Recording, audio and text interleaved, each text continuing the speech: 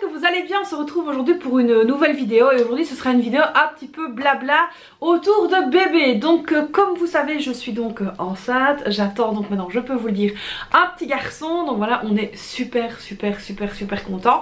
Et c'est vrai que par rapport à cette grossesse, j'ai reçu énormément de questions.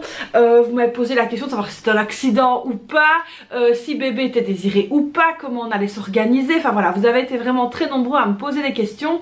Et donc du coup je me suis dit que j'allais faire une vidéo un petit peu explicative.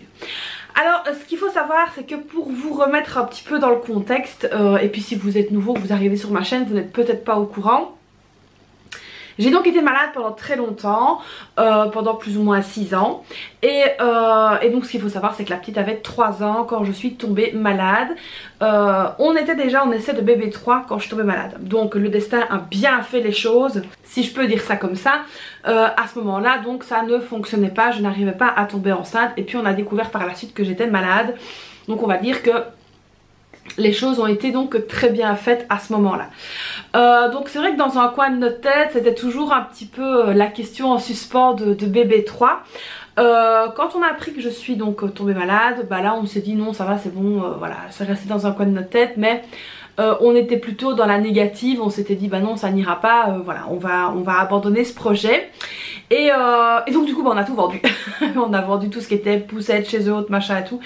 On a vendu, donné, etc. Et donc on avait laissé donc ce projet là en suspens. Il se trouve que donc là maintenant vous le savez, il y a presque 3 ans que je suis donc en rémission, et donc mes suivis médicaux étaient quand même très bons. Donc alhamdoulilah, hein, on peut vraiment toucher du bois, ça tout est très bon. Et donc c'est vrai que lorsque j'ai appris la rémission, on s'est reposé la question d'un bébé 3. Au départ moi j'étais pas très emballée, dans le sens où je me suis dit bon, les filles sont grandes, etc. Est-ce que voilà, retourner dans les langes, etc. Est-ce que voilà, ça va le faire ou pas. Et puis il se trouve qu'autour de nous il y a quand même pas mal de personnes qui ont eu des bébés. Les dames n'étaient pas toutes jeunes non plus, hein. Les mamans étaient, enfin quand je dis toutes jeunes, ça veut dire qu'elles n'étaient pas entre 20 et 30 ans, mais plus à partir de 40 ans. Et c'est vrai que de revoir des bébés dans les bras, etc., ça nous a relancé un petit peu au niveau de ce projet de bébé. Et on a mis donc toutes les chances de notre côté, à savoir que donc moi j'avais quand même des traitements assez lourds au niveau médicamenteux. Et j'avais donc posé la question à ma gynécologue de savoir si éventuellement je pourrais envisager une 3e grossesse. Bon, à savoir aussi que j'ai déjà eu 2 césariennes, donc voilà, il y avait ça aussi qui jouait. Et donc elle m'a dit, à condition d'arrêter tout ce qui est médicaments, pourquoi pas. J'en ai également parlé avec mon oncologue qui m'avait dit, écoutez, au niveau de la fertilité, on ne sait pas comment ça va se passer. Donc moi elle dit c'est pas non, si ça marche franchement c'est tant mieux, mais sachez que je ne sais pas si ça fonctionnera ou pas. Donc on s'est dit avec mon mari, bah voilà, je me suis sevrée des médicaments, etc. On va tenter. Donc c'est un bébé qui est voulu, ce n'est pas du tout un accident. Donc ça m'a fait rire parce que quand j'ai reçu ce genre de commentaires où on me disait bah ouais, c'est un accident, alors déjà je trouvais ça un petit peu déplacé quand même, hein, je vous avoue. Et puis je me suis dit bon, c'est vrai que je n'avais pas vraiment, avec 2 filles plus grandes, etc. C'est vrai que ce n'était pas spécialement dans la tête qu'éventuellement je pourrais avoir un bébé 3. Et donc du coup on a mis toutes les chances de notre côté. Ça a pris quelques mois quand même, hein. Je vais pas vous dire que ça a été du jour au lendemain, pas du tout. Ça a pris quelques mois quand même. Et puis bah là maintenant tout est bon. Je suis donc bel et bien enceinte d'un petit garçon. Je suis évidemment très contente. Mes filles, alors là n'en parlons pas parce que ça fait quand même plus de 2 ans que mes filles me demandaient ça pour Noël. C'est un drôle de cadeau de Noël, mais elles me demandaient ça pour Noël. Papa est ravi, alors que ce soit un petit garçon, une petite fille, voilà, les deux étaient les bienvenus. Mais c'est vrai que le cœur tirait quand même pour un petit garçon après 2 filles, sachant que ma belle-sœur a eu 3 filles et qu'on s'était dit bah zut, ça sera peut-être encore une fille. Pas zut dans le sens où mince, non, dans le sens où bah voilà, on va peut-être avoir encore une fille. Et c'est vrai que le cœur tirait, on va dire, pour un petit garçon. Alors pour la petite anecdote, je savais depuis que j'étais enceinte que c'était un garçon. Je l'avais dit à tout le monde, j'en étais persuadée. Et donc voilà, donc là ça s'est confirmé, c'est bien un petit garçon.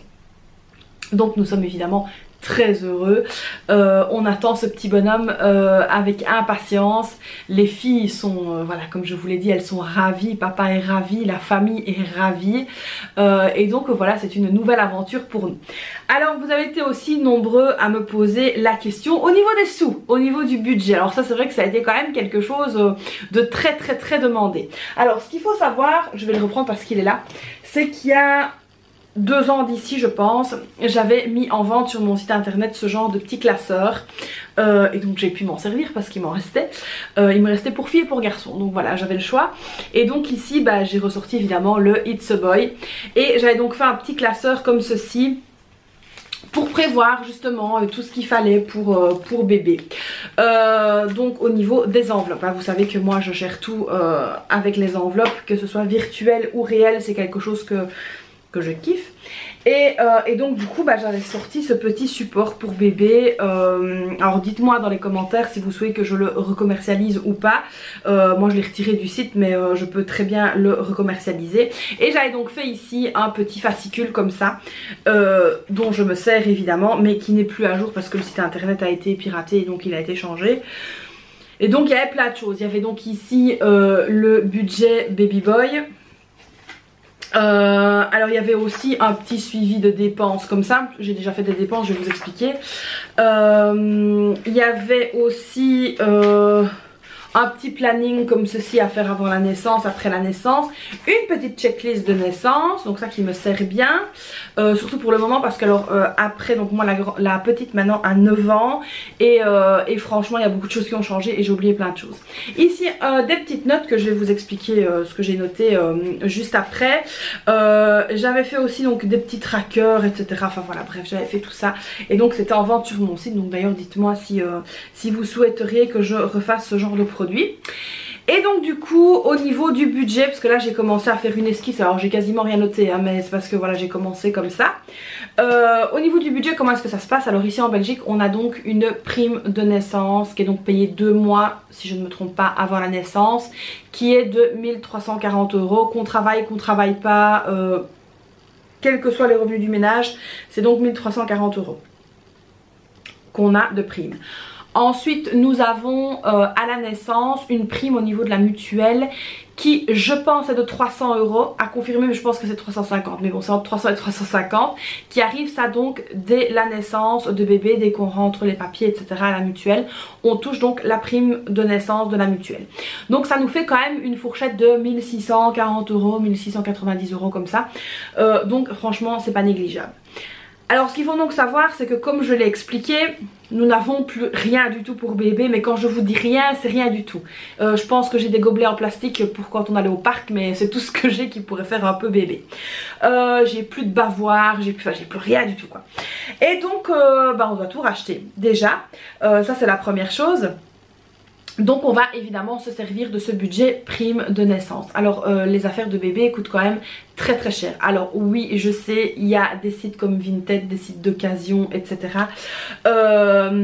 Maintenant c'est vrai que j'ai eu 2 mauvaises expériences avec Vinted et je suis un petit peu refroidie avec ça. Pas en tant que vendeuse mais en tant qu'acheteuse. Donc du coup c'est vrai que là pour le moment je me suis dit de toute façon moi les premiers vêtements etc, c'est vrai que j'aime bien d'acheter un petit peu du nouveau. Donc alors j'achète pas énormément de choses mais j'aime bien acheter du nouveau.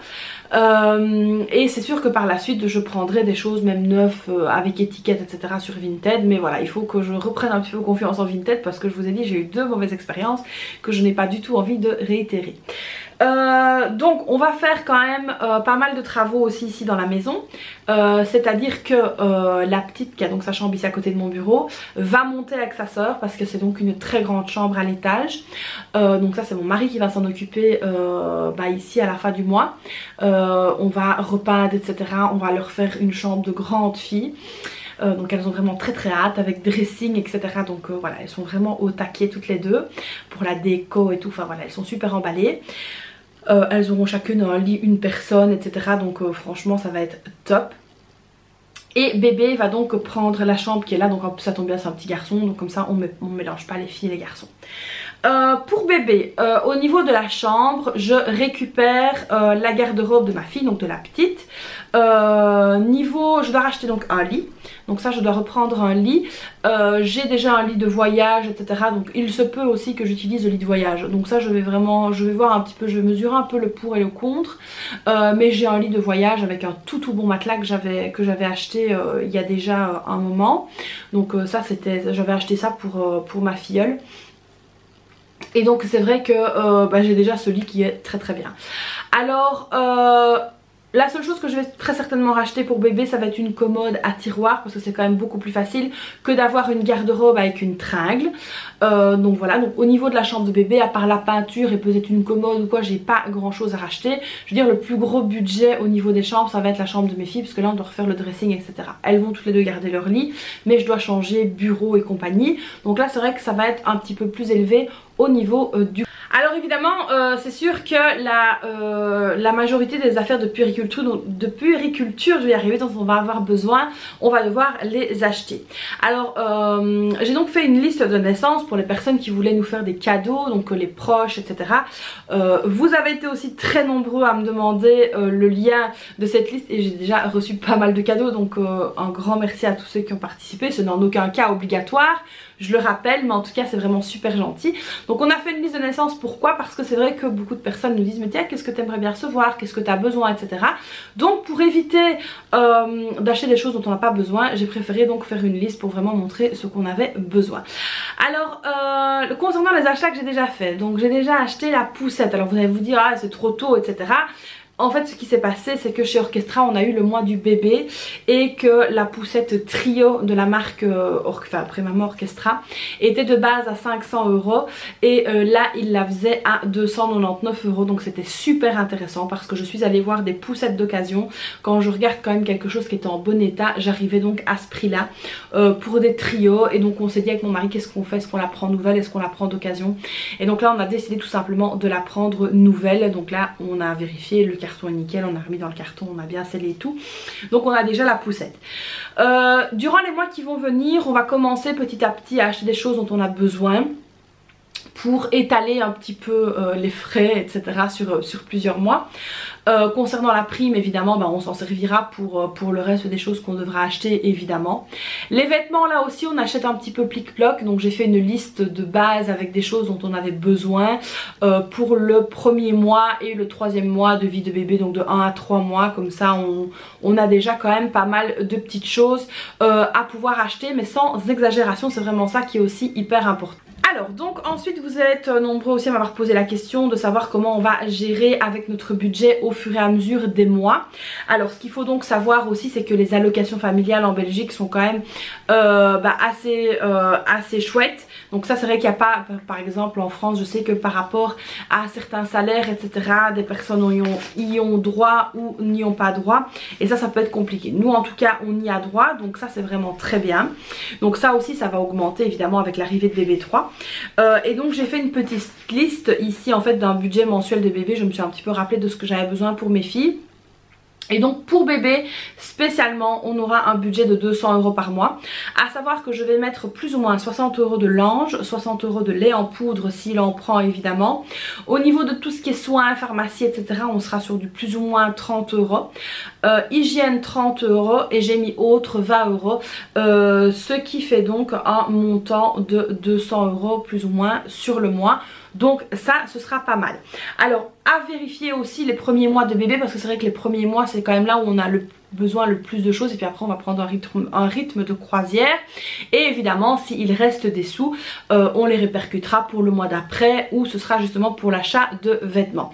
Alors ça aussi, l'achat de vêtements va augmenter parce que du coup là j'avais mis entre 100 et 150 € par mois, mais ben là avec un bébé en plus ça va augmenter, donc ça il faudra revoir aussi à ce moment là. Donc quand bébé sera là, évidemment je vous partagerai un petit peu le nouveau budget qui aura lieu de faire à ce moment là, et donc avec la nouvelle organisation. Alors crèche, gardienne, etc., non, parce que moi je suis à la maison. Maintenant moi j'ai regardé quand même parce que j'aime bien que bébé soit sociabilisé, mais pas au début. pour essayer éventuellement de l'inscrire dans une crèche 1 ou 2 jours par semaine. Donc ça ce sera à voir et à confirmer parce que ici les places chez nous en crèche c'est vraiment très difficile à avoir. Et donc du coup bah, ça ce sera vraiment à voir, et en tout cas s'il y va ce sera peut-être 2 matinées ou une matinée ou des choses comme ça. Ce ne sera pas des journées complètes, ce sera un peu plic-ploc, j'ai envie de dire ça comme ça, juste histoire vraiment de le sociabiliser et qu'il puisse aussi s'épanouir avec d'autres enfants de son âge. Donc voilà un petit peu ici pour organisation, budget, blabla bébé, comme ça vous en savez un petit peu plus parce que c'est vrai que vous êtes nombreux à m'envoyer plein de questions. Alors j'ai beaucoup de questions qui reviennent, alors j'essaye de répondre à un maximum de messages mais c'est assez compliqué parce qu'il y en a quand même pas mal. Au fur et à mesure évidemment des mois bah, je vous partagerai un petit peu l'avancement et l'évolution. Je vous partagerai aussi bah, peut-être si vous en avez envie les trouvailles bébés qu'on aura fait. Donc dites-moi ça dans les commentaires. J'espère là que cette petite explication vous aura plu, bah, ça change un petit peu de ce qu'on fait d'habitude. Donc comme d'habitude n'hésitez pas à liker la vidéo, vous abonner, activer la cloche, etc. Me laisser un petit commentaire. Et puis moi bah, je vous fais plein de bisous et puis je vous dis à très vite pour une prochaine vidéo. Bye bye.